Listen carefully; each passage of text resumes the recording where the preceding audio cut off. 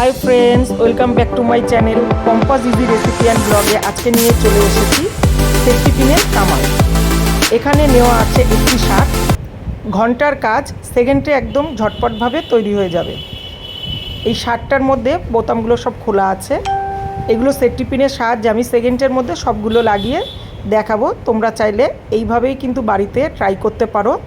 অনেক সময় লাগানো যায় না, টাইট থাকে বোতামের ঘরগুলো।